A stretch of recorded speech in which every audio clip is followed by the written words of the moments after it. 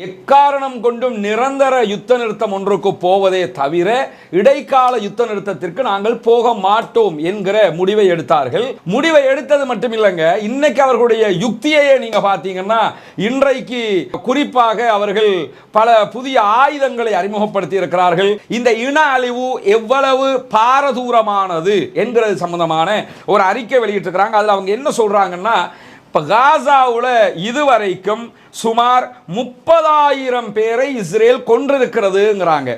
இந்த யஹியா சின்வாரை தேடுகிறோம்ங்கிறாங்க. சில நேரங்களில் நாங்கள் பிடிச்சிட்டோம் பாய்ங்க, சில நேரம் இல்லை தேடிக்கிட்டு இருக்கோம் பாய்ங்க. அது மாதிரி பைத்தியம் பலதையும் பேசும்ல. இஸ்ரேலுடைய யூனிவர்சிட்டிகளில் படிக்கக்கூடிய மாணவர்களில் 35,000 பேர் இந்த யுத்தத்தில் ஆயுதம் ஏந்திக்கிட்டு வந்திருக்கிறான். இவங்கெல்லாம் என்னென்னா, அந்த நாட்டில் கட்டாய இராணுவ பயிற்சி எடுக்கணுமுங்க, அதனால பயிற்சி எடுத்துட்டு போயிடுவாங்க. அவங்க தான் காசாவை 2ஆக பிளந்து விட்டது இஸ்ரேல், இப்படியெல்லாம் நியூஸ் போட்டாங்க. மறந்துட்டீங்களா? நினைவிருக்குதா? ரஷ்யாவினுடைய ஆயுதத்தை முழுமையாக எந்த விதமான ஒரு அதாவது பிரிச்சு மேய்தல் இல்லாம வளமலை என்ன செய்வாங்கன்னா, ஒரு ஆயுதத்தை எடுத்து அவங்க ரிவர்ஸ் என்ஜினியரிங் பண்ணுவாங்க, தேவையான மாதிரி மாத்திக்கிடுவாங்க.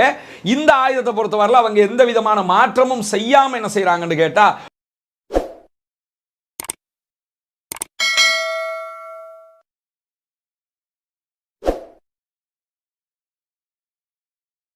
அஸ்ஸலாமு அலைக்கும் வரஹ்மத்துல்லாஹி வபரகாத்து. அன்பிற்கினிய சகோதர சகோதரிகளே, இந்த உலகத்தில் நம்ம பலவிதமான அநியாயங்களை பார்த்திருக்கிறோம், படித்திருக்கிறோம். இதே நேரத்தில் நாம் வாழுகிற காலத்தில் இப்படி ஒரு அநியாயம் நடக்குமா என்று பல பேர் யோசித்திருக்கவும் மாட்டோம். அந்த அளவுக்கு உண்டான ஒரு அநியாயத்தை இஸ்ரேலிய பயங்கரவாத ஜியோனிச இராணுவம் செய்து கொண்டிருக்கிறது. இப்படியான ஒரு சூழல்ல அங்கிருக்கக்கூடிய மக்கள், அப்பாவி காசா மக்கள், அவர்களால் தாங்க முடியாத துன்பங்களுக்கு உள்ளாக்கப்பட்டு கொண்டிருக்கிறார்கள். இன்றைய இந்த சந்தர்ப்பத்தில் பலவிதமான சம்பவங்கள் காசாவிலே நடந்தேறி இருக்கிறது. குறிப்பாக இந்த யுத்தத்தினுடைய போங்க பொறுத்தவரையில் நமக்கு தெரியும், எத்தனை தடவைகள் யுத்த நிறுத்தம், ஒரு தற்காலிக சீஸ்ஃபயருக்கு வாங்கன்னு கூப்பிட்டா கூட ஹமாஸ் வர மறுக்கிறார்கள். ஹமாஸ் மட்டும் கிடையாது, ஹமாஸை ஒட்டிய மற்ற எந்த ஒரு போராட்ட குழுவும் வருவதற்கு விருப்பம் தெரிவிக்காமல் இருக்கிறார்கள். அத்தனை பேருமே நாங்கள் தொடர்ந்து எத்தனை நாட்கள் என்றாலும் யுத்தம் செய்வதற்கு தயாராக இருக்கிறோம் என்று வலியுறுத்தி கொண்டிருக்கிறார்கள். இன்றைய தினம் லெபனானில், அதாவது பெய்ரூத்தில் நடைபெற்ற ஒரு கூட்டம், அந்த கூட்டத்திலே பல அணியை சேர்ந்தவர்கள் கலந்து கொண்டார்கள். அத்தனை பேரும் கூட என்ன முடிவெடுத்தார்கள் என்று சொன்னால், இந்த யுத்தத்தை கண்டினியூ பண்ணுவது என்கிற முடிவைத்தான் எடுத்திருக்கிறார்கள். குறிப்பாக இன்றைக்கு பெய்ரூத்தில் நடைபெற்ற கூட்டத்தை பொறுத்தவரையில், அந்த கூட்டத்திலே பாலஸ்தீனத்தில் போராடுகிற அனைத்து குழுக்களுடைய பிரதிநிதிகளும் கலந்து கொண்டார்கள். ஹமாஸ் அதனுடைய பிரதிநிதிகள் கலந்து கொண்டிருக்கிறார்கள். இஸ்லாமிக் ஜிஹாத் அமைப்பினுடைய பிரதிநிதி, அல் குதுஸ் படையணியினுடைய பிரதிநிதிகள் கலந்து கொண்டிருக்கிறார்கள். பாலஸ்தீன விடுதலைக்கான பாப்புலர் ஃப்ரண்ட் அமைப்பு கலந்து கொண்டிருக்கிறது. ஜெனரல் கமாண்ட் அமைப்பு கலந்து கொண்டிருக்கிறது. பாப்புலர் ஸ்ட்ராக்கில் ஃப்ரண்ட் என்கிற அமைப்பு கலந்து கொண்டிருக்கிறது. அதே நேரத்தில் பாலஸ்தீன விடுதலை முன்னணி கலந்து கொண்டிருக்கிறது. ஜனரஞ்சக விடுதலை முன்னணி என்ற ஒரு அமைப்பு கலந்து கொண்டிருக்கிறது. அதே போல வார் தண்டர்போல்ட் என்கிற படைகளுடைய பிரதிநிதிகள் கலந்து கொண்டிருக்கிறார்கள். ஃபதா இன்திஃபாலா என்கிற இயக்கத்தினுடைய பிரதிநிதிகள் கலந்து கொண்டிருக்கிறார்கள். இப்படி பாலஸ்தீனத்தில் நம்ம சொல்லியிருக்கிறோம் ஏற்கனவே, கிட்டத்தட்ட 11 அமைப்புகள் ஒன்றிணைந்துதான் இந்த யுத்தத்தை நடத்தி கொண்டிருக்கிறார்கள். இவர்கள் அத்தனை பேரும் இன்றைக்கு பெய்ரூத்தில் ஒன்று கூடி எடுத்த முடிவு என்னன்னு சொன்னால், எக்காரணம் கொண்டும் நிரந்தர யுத்த நிறுத்தம் ஒன்றுக்கு போவதே தவிர இடைக்கால யுத்த நிறுத்தத்திற்கு நாங்கள் போக மாட்டோம் என்கிற முடிவை எடுத்தார்கள்.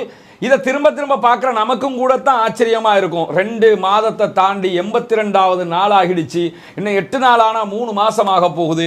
3 மாசமா தாக்கு பிடிச்சுக்கிட்டு இருக்கிறாங்க. ஒருபுறம் பொதுமக்களை இலக்கு வைத்து ஷைத்தானிய ராணுவம் கொலை நடத்தி கொண்டிருக்கிற நேரத்தில், இன்னொரு பக்கம் இவர்களுடைய தாக்குதல்கள் படு பயங்கரமாக இருக்கிறது. வெற்றியை நோக்கியே பயணித்துக் கொண்டிருக்கிறார்களே, எப்படி இது சாத்தியம் என்றெல்லாம் யோசிக்கிற நேரத்தில், இன்றைக்கு மீண்டும் நாங்கள் யுத்த நிறுத்தத்திற்கு வரமாட்டோம், நிரந்தர யுத்த நிறுத்தம் என்றால் வருவோம், நாங்கள் கேட்கிற கோரிக்கைகள்லாம் நிறைவேற்றப்பட வேண்டும் என்கிற முடிவை எடுத்திருக்கிறார்கள். முடிவை எடுத்தது மட்டுமில்லைங்க, இன்னைக்கு அவர்களுடைய யுக்தியையே நீங்க பார்த்தீங்கன்னா, இன்றைக்கு குறிப்பாக அவர்கள் பல புதிய ஆயுதங்களை அறிமுகப்படுத்தி இருக்கிறார்கள். அது ஆச்சரியம் தருகிற விதமாக இருக்கிறது. நேற்றைய தினம் ஒரு ஆயுதத்தை அறிமுகப்படுத்தி இருந்தாங்க, அது ஒரு ஆச்சரியம் தந்தது. எல்லாவற்றுக்கும் மேலாக இன்றைய நாள் இஸ்ரேலிய ஹெலிகாப்டரை நோக்கி அவர்கள் தாக்குதல் நடத்தி இருக்கிறார்கள் என்கிற செய்திகள் எல்லாம் ஆச்சரியத்தை தருகிறது. இவ்வளவு நாளாக இந்த விதமான தாக்குதல்கள் எல்லாம் நடைபெறவே இல்லை. ஆனால் இப்போ தாக்குறாங்கன்னா எதுக்கும் தயார் என்கிற நிலையில் அவர்கள் இருக்கிறார்கள் என்பதுதான் உண்மை. 82வது நாளாக இன்றைக்கு என்னவெல்லாம் நடக்கிறது என்பதை நாம் பார்க்க இருக்கிறோம். பார்ப்பதற்கு முன்பதாக ஒரு சிறிய ஒரு விவகாரத்தை நம்ம அத்தனை பேரும் இந்த வீடியோவை பார்க்கிற சகோதர சகோதரிகள் அத்தனை பேரும் நீங்கள் புரிந்து கொள்ள வேண்டும். பாலஸ்தீனத்திலே அந்த மண்ணுக்கான ஒரு போராட்டம் நடைபெற்று வருகிறது. பாலஸ்தீனம் முழுவதும் அங்கிருக்கக்கூடிய பாலஸ்தீன மக்களுக்குரியது என்பது நம்ம அத்தனை பேருக்கும் தெரியும், சிறு குழந்தைக்கும் தெரியும். எனவே அவர்கள் தங்களுடைய நாட்டை மீட்டுக் கொள்வதற்கான ஒரு சுதந்திர போராட்டத்திலே ஈடுபட்டு கொண்டிருக்கிறார்கள். இந்த நேரத்தில் இந்த வீடியோக்களை பார்க்கிறவர்கள், இதை படிக்கிறவர்கள், இதிலிருந்து நமக்கு கிடைக்கிற அறிவை பெற்றுக்கொள்ளுகிற அதே நேரத்தில் நம்ம என்னன்னா நம்முடைய தோழர்கள் அங்கே தோற்கவில்லை, வீரத்தோடு செயல்படுகிறார்கள் என்பதையும் நாம் புரிந்து கொண்டு வருகிறோம். இந்த கேப்புக்குள்ள ஒரு சில விதமான வழிகட்ட சிந்தனைகள் பரப்பப்படுவதற்கான முயற்சிகள் நடைபெறுகிறது. இந்த வீடியோவை பார்க்கிற என்னுடைய அன்பிற்கினிய அத்தனை சகோதரர்களும் அதிலே தெளிவாக இருக்க வேண்டும். நான் அது தொடர்பான குர்ஆன் ஹதீஸ் ஆதாரங்களுடனான ஒரு தனியான வீடியோவையும் வெளியிடுவேன் இன்ஷா அல்லாஹ். என்னன்னு கேட்டா, இந்த வாய்ப்பை பயன்படுத்திக்கிட்டு இஸ்லாமிய அரசாங்கத்தை உருவாக்க போறாங்க பாலஸ்தீனத்தில். எனவே ஜிஹாது பண்ணிக்கிட்டு இருக்கிறாங்க.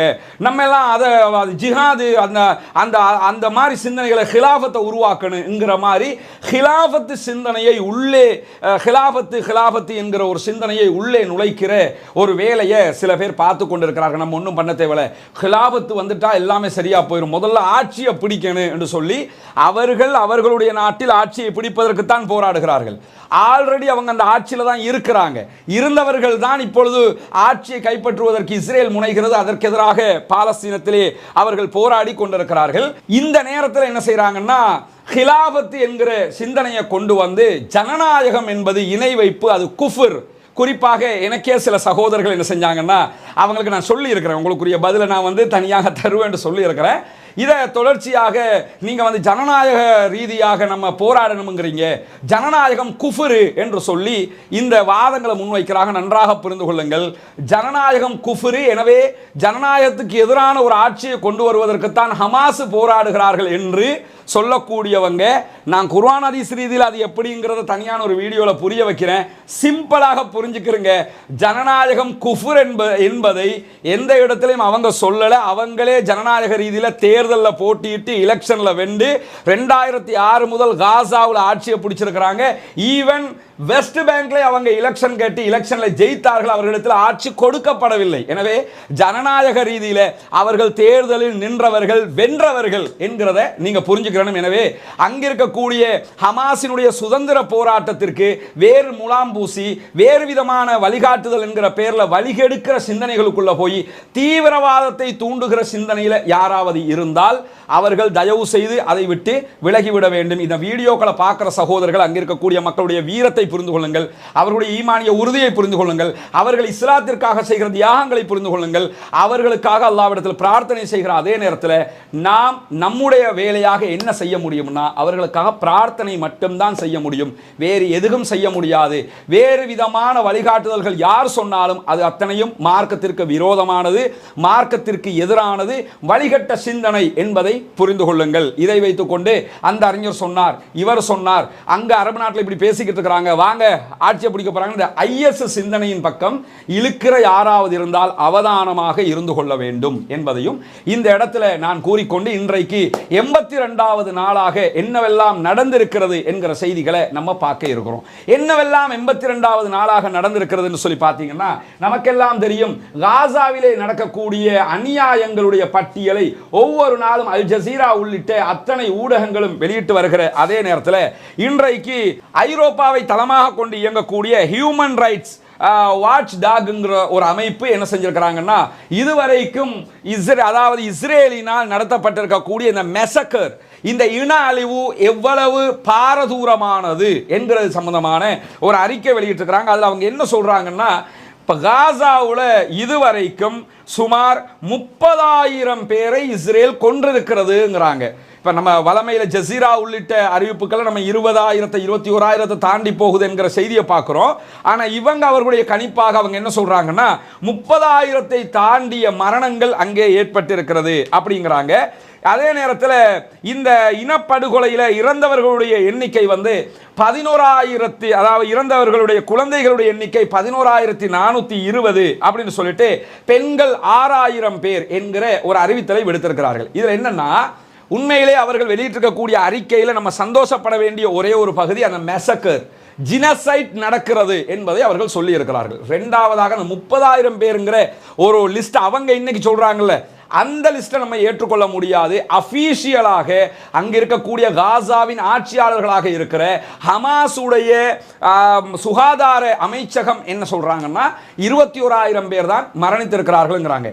ஏன் நம்ம 30,000 பேருங்கிறத அவங்க சொன்னதை நம்ம ஏற்றுக்க முடியாதுன்னு சொல்றோம்னா, இந்த 30,000 ஒரு பாலிடிக்ஸ் இருக்குது. என்ன பாலிடிக்ஸ்னு சொன்னா 21,000 என்று சொன்னால் இந்த 21,000 பொதுமக்கள் என்பது கண்ணுக்கு முன்னால தெரியுது. எத்தனை பேருங்கிறத பட்டியல் போட்டு ஜசீரா மட்டுமில்ல எல்லாருமே சொல்றாங்க. அதை அவங்கள்ட்ட எத்தனை பேருங்கிற அட்ரஸ் ப்ரூஃபோட அவங்க வச்சிருக்கிறாங்க. 30,000 ஆக்கிட்டா இந்த இஸ்ரேல்காரன் சொல்ற ஒரு பொய் இருக்குல்ல, 8,000 ஹமாஸ் படையினரை கொண்டிருக்கிறோம்னு, அதை டேலி பண்றதுக்காகத்தான் என்ன செய்யறாங்கன்னா இப்ப 30,000 ஆக்கி இப்படி ஒரு அறிவித்தலை அவர்கள் விடுத்திருக்கிறார்கள். 30,000 பேர் என்று சொல்லிட்டா 21,000 பொதுமக்கள், 9,000 பேர் 8,000 பேர் ஹமாஸை சேர்ந்தவர்கள் நாங்கள் கொண்டிருக்கிறோம், அப்ப சரிதானே அப்படின்றாங்க. எனவே இந்த அறிவித்தல் பிரகாரம் 30,000ங்கிறது பொய்யான தகவல். 21,000 பேர் கொல்லப்பட்டிருக்கிறார்கள். இது வல்லாமல் இடிபாடுகளுக்குள் சிக்கியவர்களை தனியாக சேர்த்து அவர்களை மரணித்தவர்கள் என்கிற லிஸ்ட்டுக்கு கொண்டு வரும்போது அது அதிகரிக்கும். இந்த 21 புரிந்து கொள்ளுங்கள். இதிலே இருக்கிற பாலிடிக்ஸையும் விளங்கிக் கொள்ளுங்கள் என்பது முதல் விவகாரம். இரண்டாவதாக நாம் இன்னைக்கு பார்க்க போகிற செய்திகள்ல முதலாவது செய்தி என்னன்னு சொன்னா, இன்றைக்கு வெளியாகி இருக்கக்கூடிய செய்திகள்ல ஒரு முக்கியமான செய்தி. இன்றைக்கு இந்த செய்தி அல் ஜசீரா வெளியிட்டிருக்கிறார்கள். இந்த செய்தியில சொல்லப்படக்கூடிய ஒரு முக்கியமான ஒரு இன்ட்ரெஸ்டிங்கான விஷயம் என்னன்னு கேட்டா, இந்த யஹ்யா சின்வாரை தேடுகிறோம்ங்கிறாங்க. சில நேரங்களில் நாங்கள் பிடிச்சிட்டோம் பாய்ங்க, சில நேரம் இல்லை தேடிக்கிட்டு இருக்கோம் பாய்ங்க. அது மாதிரி பைத்தியம் பலதையும் பேசும்ல, அது மாதிரி இஸ்ரேல்காரன் பலதையும் பேசுவான். அவனுக்கு என்ன, அவன் பொய் சொல்றதுக்குன்னே பிறந்தவன், அதுக்கு தான் அவன் பிறந்தது. அப்படி இருக்கும்போது பொய் சொல்றதுக்கு பிறந்திருக்கிறான், கொலை செய்ய பிறந்திருக்கிறான், அயோக்கியத்தனம் செய்ய பிறந்திருக்கிறான். அதனால எதையும் சொல்லுவான். இன்னைக்கு திருப்பி என்ன செஞ்சாங்கன்னு கேட்டா, அதாவது இந்த சின்வார வீடுன்னு சொல்லியே காசாவில் ஒரு 25 வீட்டை அழிச்சிருப்பாங்க. கேட்டா சின்வார வீடும்பாங்க. இந்த யஹ்யா சின்வார் மேல உலகத்திலேயே அவனுக்கு யார் மேலேயும் இல்லாத கோபம் இவர் மேலே இருக்குதுன்னு கேட்டா, இவர் தான் அல்லாஹ்வுடைய உதவியில இந்த பிளானை கீறி இருக்கிறாருங்கிறது அவங்களுடைய விஷயம். இந்த யஹ்யா சின்வாருடைய வீட்டை நாங்கள் தாக்கிட்டோம்னு சொல்லி வீட்டுக்குள்ளே போனாங்க. இது இந்த இடம் தான் சொல்லி ஒரு வீட்டை காட்டி அதை நாங்கள் தாக்கிட்டோம் சொல்லிட்டு உள்ளே போய் அந்த வீட்டுடைய காட்சிகளை காட்டுறதுக்கு முன்னாடி இன்றைக்கு அல் ஜசீரா என்ன செய்கிறாங்கன்னு கேட்டால், அவர்களுடைய ஹுயூம் என்கிற ஒரு பத்திரிகை, ஹயூம் அல்லது ஹுயூம் என்கிற ஒரு பத்திரிகை இஸ்ரேலுடைய, அவர்கள் எடுத்திருக்கக்கூடிய ஒரு ஆய்வில் செய்திருக்கக்கூடிய ஒரு ஆய்வில் என்ன செஞ்சிருக்கிறாங்கன்னு கேட்டால், யஹ்யா சின்வாரை மற்ற எல்லா தலைவர்களுக்கு முன்பதாக ஹமாஸுடைய இஸ்மாயில் ஹனியா அல்லது தெய்ஃபு அல்லது யஹ்யா சின்வாருடைய தம்பி முகம்மது அல்லது அபூபைதா, இப்படி அவர்களுடைய தலைவர்கள் இருக்கிறார்கள், ஹம்தான் இருக்கிறாரு, இப்படி அவர்களுடைய எல்லா தலைவர்களுக்கு முன்னாடி யாரை ஃபர்ஸ்ட்டுக்கு கொல்லணும் என்று சொல்லி ஒரு கருத்து கணிப்பு எடுத்திருக்காங்க. பாருங்களேன், உலகத்தில் எதுக்கோ கருத்து கணிப்பு எடுப்பாங்கன்னு தெரியும், இப்படியும் கருத்து கணிப்பு எடுப்பார்கள் என்பதற்கு இவர்கள் ஆதாரம். ஆனால் என்னன்னா, இஸ்ரேலில் இருக்கக்கூடிய 66% மக்கள் என்ன சொல்லியிருக்கிறாங்களா அப்படின்னு கேட்டால், முதல்ல என்னன்னா யஹ்யா சின்வாரை தான் நீங்கள் போடணும் அப்படின்னு இருக்காங்க. அவன் கருத்து கேட்கலாம், இவன் கருத்து சொல்லலாம், போடணும்ல, நீ தேடி பிடிக்கணும்ல. முதல்ல அந்த ஆளை என்னன்னா அந்த ஆளுடைய பங்கரை காட்டுவாங்க, அந்த ஆளை வீட்டை கழியில் பாருங்க. இதில் என்னன்னா சின்வாரை தேடப்போ எதையெல்லாம் தேடி இருக்கிறாங்க என்று சொல்லி இந்த பொண்ணு என்ன செய்யறான்னு கேட்டால் இதில் புரிய வைக்கிறாங்க. பாருங்க, இது சின்வாருடைய வீடு என்று சொல்லி ஒரு வீட்டை காட்டினாங்க. என்னன்னா இதில் பாருங்க, நீங்க என்ன சின்வாருடைய வீடுன்னு சொல்லி, இதுதான் சின்வாருடைய வீடாம். எது இந்த இருக்குல்ல, இதுதான் சின்வாருடைய வீடா, இவங்க அட்டாக் பண்ணியிருக்கிறாங்க என்று சொல்லி காட்டுறாங்க. எத்தனையாவது வீடுன்னு தெரியல, அப்படி எப்படி காட்டிக்கிட்டு இருப்பாங்க. இதுதான் உடஞ்ச வீடு, சின்வாருடைய வீட்டில் இந்த பொம்மை இதுக்குள்ளெல்லாம் தோண்டி பார்த்துருக்காங்க. ஏன்னா வெப்பன்ஸ் இருக்குமா, பொம்மையை காட்டுவாங்க. அதுக்கு பிறகு பார்த்தீங்கன்னு சொன்னால் இந்த இதுக்கு கீழே ஷூ எடுத்து காட்டுவாங்க. இதெல்லாம் எடுத்து அவ என்னன்னா அவ கிண்டல் பண்ணிக்கிட்டு இருக்கிறா. டேய், எதை கண்டுபிடிக்க போய் எதடா கண்டுபிடிச்சிங்கன்னு சொல்லி கிண்டல் பண்ணிக்கிட்டு இருக்கிறா. இப்படி ஒரு செய்தி இன்றைக்கு வெளியாகி இருக்கிறது. யஹ்யா சின்வாரை தேடுறோம் என்ற பேரில் பைத்தியம் பிடிச்ச நாய்ங்க மாதிரி என்ன செய்யறாங்கன்னு கேட்டா அலைந்து கொண்டிருக்கிறார்கள் என்கிற செய்தி இன்றைக்கு வெளியாகி இருக்கிற அதே நேரத்தில் இன்றைக்கு இன்னும் ஒரு செய்தி என்ன வெளியாகி இருக்குது கேட்டா, ஒரு கவலைக்குரிய செய்தி. நேற்று இரவே இது வெளிப்படுத்தப்பட்டது. அல் ஜசீரா ஒரு தனியான பெட்டக நிகழ்ச்சியாகவும் இதை போட்டிருந்தாங்க. நமக்கு தெரியும், இதை நம்ம முழுமையாக இந்த இடத்தை காட்ட முடியாது. இதை நீங்க பார்த்தீங்கன்னா ஆண்கள் பாலஸ்தீன அப்பாவி ஆண்களை நிர்வாணப்படுத்தி அவர்களை விசாரணைக்கு உட்படுத்துகிறோம் என்கிற பெயரில் நூற்றுக்கணக்கான அப்பாவி ஆண்களை நிர்வாணப்படுத்தி இருக்கிறார்கள். சின்ன பிள்ளைகள் கூட அதில் இருக்கிறாங்க. அதை நம்ம இதுக்கு முன்னாடி போட்ட வீடியோவில் நம்ம சொன்னோமே, பாடி மரணித்தவர்களுடைய ஜனாசாக்களுடைய ஆர்கனை களவெடுக்கிற அளவுக்கு இந்த வெறி பிடித்த மிருகங்கள் மாறி இருக்கிறது. இந்த காட்சிகளை தான் நம்ம இதுக்கு முன்னாடி குவாண்டனாமாவில் பார்த்த காட்சிகள். இப்ப இங்க பார்க்கிற அளவுக்கு தற்போது இவர்களுடைய அந்நியாயம் உச்சம் தொட்டு இருக்கிறது. இதை பார்த்திருக்கக்கூடிய டர்க்கியினுடைய அதிபர் அர்துகான் இன்னைக்கு என்ன சொல்றாருன்னு கேட்டா, அதாவது ஹிட்லரை மிஞ்சி விட்டார் நெதன்யாகு என்று சொல்லி அவர் அறிவித்திருக்கிறார். ஏன்னா அப்படிதான் தான், ஏன்னா ஹிட்லரை மிஞ்சி தான் போய் நிற்கிறான் நெதன்யாகுங்கிறது இது. இந்த அநியாயமும் நேற்று நடந்த காட்சிகள் எல்லாம் நீங்க பார்த்திருப்பீங்க. இன்றைக்கு மீண்டும் அது தொடர்பான ஒரு செய்தியை அல் ஜசீரா ஒளிபரப்பு செய்திருக்கிறார்கள். இந்த நிலையில தான் இன்றைக்கு நடைபெற்றிருக்கக்கூடிய மிக முக்கியமான வேறு சம்பவங்களை பத்தி நம்ம இன்னைக்கு பார்க்க இருக்கிறோம். அந்த சம்பவங்களை எல்லாம் நீங்க பார்த்தீங்கன்னு சொன்னா எந்த அளவு தூரம் இந்த காசாவினுடைய விவகாரங்கள் உச்சம் தொட்டு இருக்கிறது என்பதை நாம் புரிந்து கொள்ள முடியும். என்னன்னு கேட்டா, இந்த யுத்தத்தில் இஸ்ரேல் செய்யக்கூடிய இந்த யுத்தத்தில் அவங்களுக்கு பலவிதமான இழப்புகள் வருகிற நேரத்தில் அவர்கள் இந்த யுத்தத்தில் சுமார் 35,000 மாணவர்கள் யுத்தத்தில் பங்கெடுத்திருக்கிறார்கள். இஸ்ரேலுடைய யூனிவர்சிட்டிகளில் படிக்கக்கூடிய மாணவர்களில் 35,000 பேர் இந்த யுத்தத்தில் ஆயுதம் ஏந்திக்கிட்டு வந்திருக்கிறாங்க. இவங்க எல்லாம் என்னன்னா, இந்த நாட்டில் கட்டாய ராணுவ பயிற்சி எடுக்கணுமுங்க, அதனால பயிற்சி எடுத்துட்டு போயிடுவாங்க. இது மாதிரி ஒரு சம்பவம் வரக்கல, எல்லாரும் ரிசர்வ் பட வாண்டா வந்துருவாங்க. வந்து அவன் பயிற்சி எடுத்தது அவனுக்கு மறந்தே போயிடும். துப்பாக்கியை தூக்கிக்கிட்டு வர்றது தான், வந்து சண்டை போடணும். அதனால வந்து சண்டை போடுறாங்க, அடிச்சு தூக்கி வீசிக்கிட்டே இருக்கிறாங்கல்ல. அதனால தான் நடந்துகிட்டு இருக்குது. 35,000 பேர் இந்த அதாவது யுத்தத்தில் பங்கெடுத்திருக்கிறாங்க என்று சொல்லி இன்றைக்கு அதாவது தி ஜெருசலம் போஸ்ட் வந்து தகவல் வெளியிட்டிருக்கக்கூடிய காட்சியை நீங்க பார்க்கலாம். இவங்க வந்ததுக்கான முக்கிய காரணம் என்ன, இவங்களுக்கு பொருளாதார நெருக்கடியால அவங்க யூனிவர்சிட்டிக்கு பணம் கட்டவும் முடியலையா, அதனால சேர்த்து வந்திருக்கிறாங்க என்று சொல்லி இந்த செய்தி வெளியாகி இருக்கிறது. அப்ப பாத்துக்கிறங்க, அங்க போராடுறவங்க யாருன்னு கேட்டா மாணவர்கள் எல்லாரும் தான் போராடிக்கிட்டு இருக்கிறாங்க. அந்த அளவுக்கு உண்டான ஒரு நிலையை இஸ்ரேல், நம்ம நினைச்சு இஸ்ரேல் ராணுவம் எப்படி தெரியுமா நினைச்சுக்கிட்டு இருக்கோம்ல, இதுக்கு அப்புறம் யாரும் பேசுறாது. அப்படி இஸ்ரேல் ராணுவம் எப்படி தெரியுமான்னா அதான் முட்டை பொறிக்கிற வேலையை தான் செய்வாங்கன்னு புரிஞ்சுக்கிறங்க. அதே மாதிரி இன்றைக்கு நடைபெற்றிருக்கக்கூடிய இன்னொரு முக்கியமான செய்தி என்னன்னு கேட்டா, அல் குதுஸ் படையணி, நிறைய வீடியோ இருக்கு, நான் பின்னாடி அதை போடுவேன்.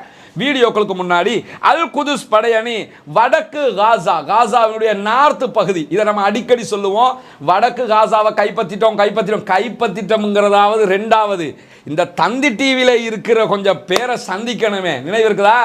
அவங்க தான் காசாவை 2ஆக பிளந்து விட்டது இஸ்ரேல், இப்படியெல்லாம் நியூஸ் போட்டாங்க. மறந்துட்டீங்களா? நினைவு இருக்குதா?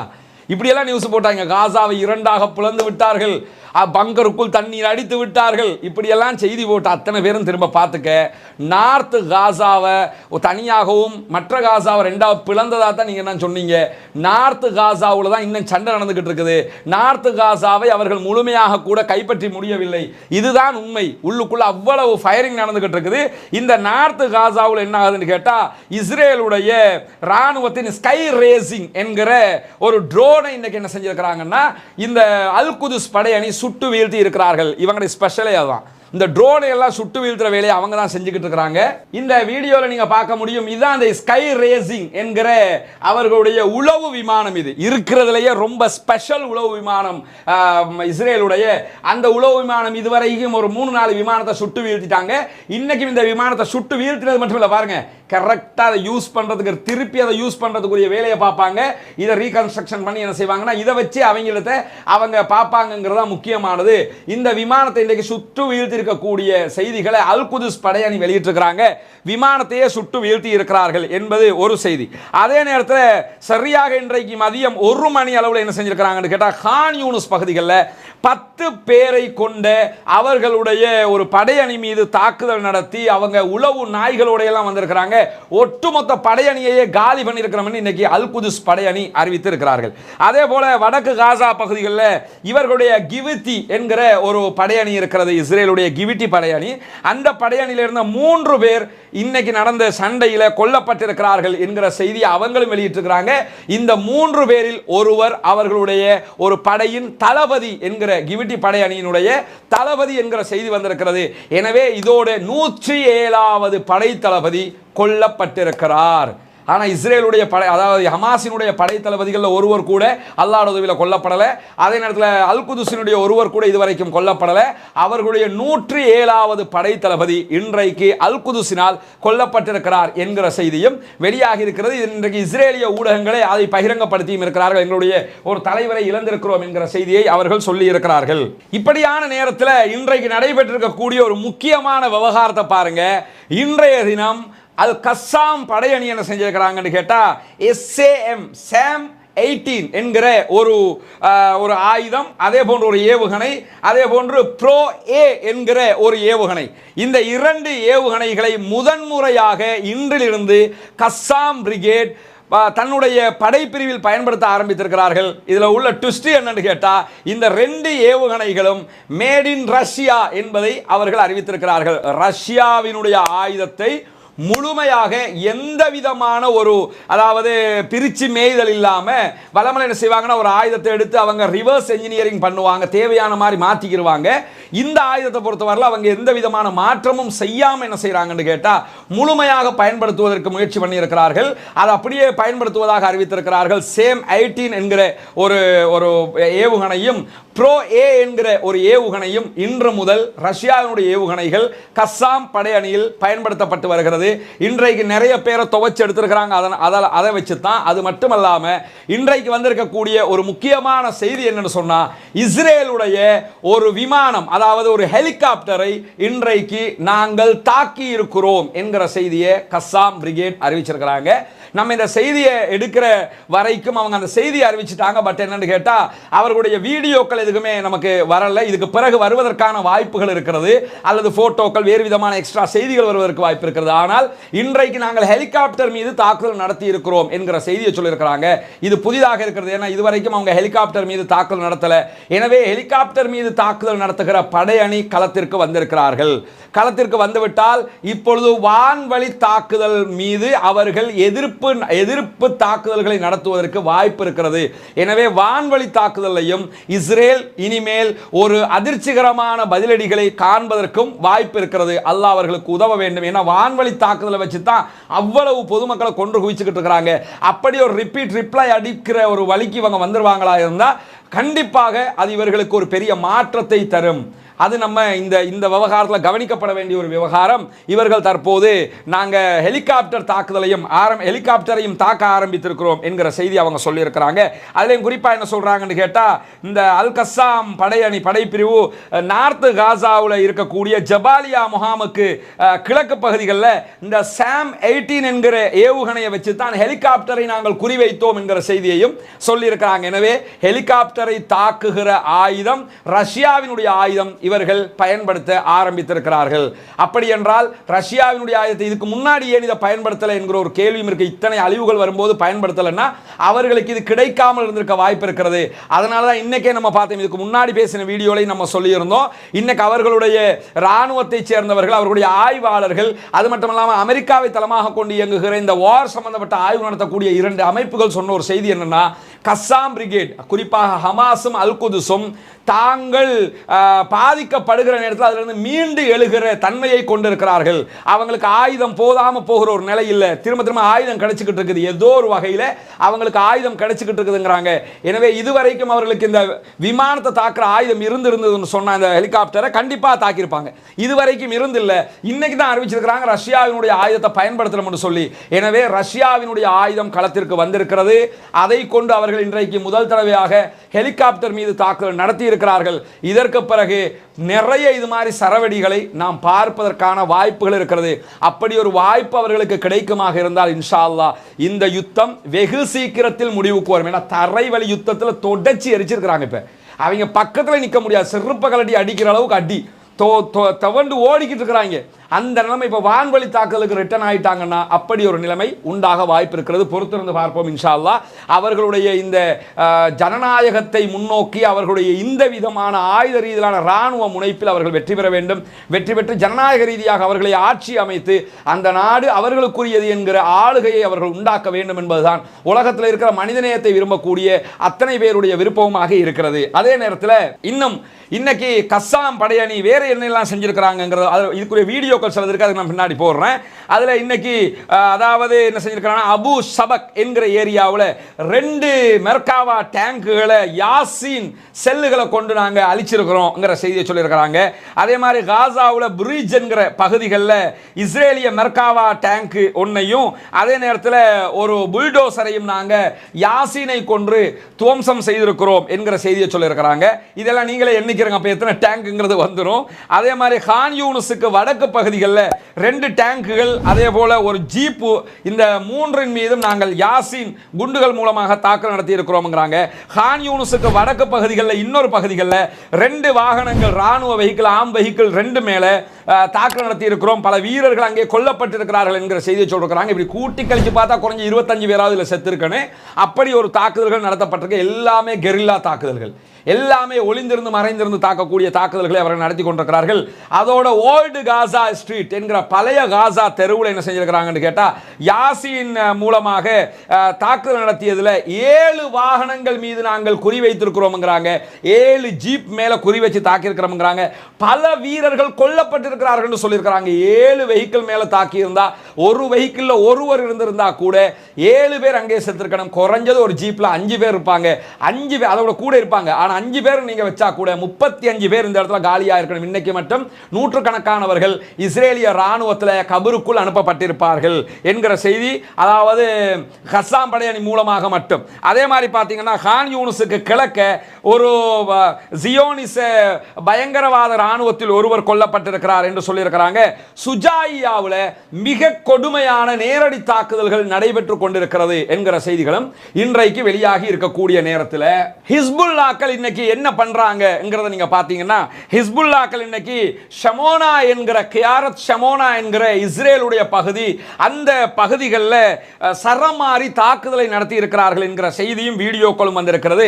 அந்த வீடியோக்களையும் செய்தியும் பார்க்க முன்னாடி என்ன புரிஞ்சுக்கிறோம்னா, ஹிஸ்புல்லாக்களின் மிக பயங்கரமான ஆயுத பிரிவாக இருக்கிற ரத்வான் படையணி உள்ளே நுழைகிறது என்கிற செய்தி வெளியாகி இருந்தது. தரைப்படையாக அவங்க காசா அதாவது இஸ்ரேல் பார்டருக்குள்ள போறாங்க என்கிற செய்தி எல்லாம் நம்மளும் ஏற்கனவே சொல்லி இருந்தோம். அவர்கள் உள்ளே நுழைந்து விட்டார்கள் என்பதற்கான ஆதாரங்களே இன்றைக்கு வெளியாகி இருக்கிறது. எப்படி கஸ்ஸாம் பிரிகேடும் அல் குதுஸும் காசாவுக்குள்ள நேருக்கு நேராக அவங்களை போட்டு தள்ளிக்கிட்டு இருக்கிறாங்களோ அதே மாதிரியான வேலையை தற்போது இஸ்ரேலுக்கு உள்ள பூந்து ஹிஸ்புல்லாக்கள் செஞ்சுக்கிட்டு இருக்கிறாங்க என்கிற ஆச்சரியமான வீடியோக்களும் இன்றைக்கு வெளியாகி இருக்கிற. நம்ம ஒரு பகுதியை தான் அதில் காட்ட முடியும், உங்களுக்கு தெரியும். அதில் முழு பகுதியை நீங்கள் டெலிகிராம் லிங்க்ல போய் நீங்கள் பார்த்துக்கலாம். அப்போ பார்க்கும்போது உங்களுக்கு தெரியும். இல்லைன்னா அதாவது ஜெசீராவினுடைய அரபு பக்கங்களை நீங்கள் பார்க்க முடியும். உள்ளே நுழைந்து ரத்வான் படையணி பொறித்து கொண்டிருக்கிறார்கள் என்கிற வீடியோக்கள் வந்திருக்கிறது. அதே நேரத்தில் அந்த வீடியோக்கள் நீங்கள் பார்த்தீங்கன்னு சொன்னால் இதில் கஸ்ஸாம் படையணி நடத்தக்கூடிய தாக்குதலுடைய காட்சி இது. இதில் கஸ்ஸாமை பார்த்தீங்கன்னா இந்த இடத்துல ஒரு மெர்காவா இருக்குது. அந்த மெர்காவா மீது தாக்குதல் நடத்துகிறார்கள். இந்த காட்டுறாங்க, அது மேல அட்டாக் பண்ணுகிற காட்சி தான் இதிலே பதிவாகி இருக்கிறது. அடுத்ததாக இங்க ஒரு மெர்காவா காட்டப்படுகிறது. அந்த மெர்காவா மேலையும் தாக்குதல் நடத்தப்படுகிற காட்சியை நீங்க பார்த்திருப்பீங்க. கிட்டத்தட்ட 3 நிமிடங்களும் 45 நிமிடங்களும் ஓடக்கூடிய 45 செகண்டும் ஓடக்கூடிய வீடியோ இது. இப்படி வீடியோக்கள் அவங்க இதுக்கு முன்னாடி போடல நம்ம சொல்லி இருந்தோம். இப்பதான் ரீசெண்டா தான் போட்டுக்கிட்டு இருக்காங்க நிறைய வீடியோக்களை. இங்க பாத்தீங்கன்னா இந்த ஏரியாவிலையும் தாக்குதல் நடத்தப்படுகிறது. எப்படி பார்த்தாலும் இன்றைக்கும் பல பேரை காலி செய்திருக்கிறார்கள். இப்படி தொடர்ச்சியாக அங்கு நடக்கக்கூடிய விவகாரங்கள் மிக மிக கடுமையான தாக்குதல்களாக இருக்கிறது. இந்த தாக்குதல்கள் சுதந்திர பாலஸ்தீனத்தை நோக்கிய ஒரு போங்காக இருக்கிறது. எது எப்படி போனாலும் தற்போது விழுந்து விட்டேன் மீசையில் மண்ணொட்டவில்லை என்கிற பாணியில் நெத்தன்யாகு இருந்து கொண்டிருக்கிறார். எனவே நெத்தன்யாகு சரண்டர் ஆகுவதை தவிர, காலில் வந்து விழுவதை தவிர, எங்களை விட்டுருங்கப்பாண்டு கதறதை தவிர வேறு வழியே கிடையாது. அப்படி செய்தால் மட்டும்தான் மீதமுள்ள இஸ்ரேலையும் பாதுகாக்க முடியும். இல்லாவிட்டால் சுற்றி வளைத்து இஸ்ரேல் ஒரு தாக்குதலை எதிர்கொள்ளப் போகிறது, அதை எந்த அளவுக்கு அதனால் தாக்குப்பிடிக்க முடியும் என்பதையெல்லாம் பொறுத்திருந்து தான் நம்ம பார்க்க வேண்டியிருக்கிறது. பார்ப்போம். இன்ஷா அல்லாஹ் பாலஸ்தீன வெற்றிக்காக, அந்த மக்களுடைய சுதந்திரத்திற்காக வல்ல ரஹ்மான் அருள் புரிவானாக. அந்த மக்கள் கண்டிப்பாக ஜெயிப்பார்கள், கண்டிப்பாக அவர்கள் வெற்றி பெறுவார்கள். இன்ஷா அல்லாஹ் அல்லாஹ் அவர்களுக்கு அந்த வெற்றியை கொடுக்க வேண்டும் என்பதுதான் நம் அத்தனை பேருடைய ஆசை, அவா, எதிர்பார்ப்பாக இருக்கிறது. தொடர்ந்து நம்முடைய வீடியோக்களை நீங்கள் பெற்றுக்கொள்றதுக்காக நம்முடைய ரஸ்மின் MISC என்கிற அதாவது யூடியூப் சேனலை சப்ஸ்கிரைப் பண்ணாத சகோதரர்கள் பண்ணிக்கிறங்க. நம்மால் முடிஞ்ச வரைக்கும் உண்மை செய்திகளை கொண்டு வந்து உங்ககிட்ட சேர்த்துக்கிட்டு இருக்கிறோம். இதே நேரத்தில் நம்முடைய வாட்ஸ்அப் சேனலில் இணையாதவங்க இந்த வீடியோக்கு கீழே இருக்கக்கூடிய டிஸ்கிரிப்ஷனில் நீங்கள் வாட்ஸ்அப் சேனல்லையும் டெலிகிராம் சேனல்லையும் இணைஞ்சுக்கலாம். லிங்கை கிளிக் பண்ணி இணைஞ்சுக்கிறங்க. இப்படி இணைந்து கொண்டால் அதிலையும் உங்களுக்கு உடனடியாக செய்திகள் கிடைப்பதற்கு வாய்ப்பாக இருக்கும் என்பதை கூறி முடித்துக் கொள்கிறேன். வாஹிர் தஅவானா அல்ஹம்துலில்லாஹி ரப்பில் ஆலமீன்.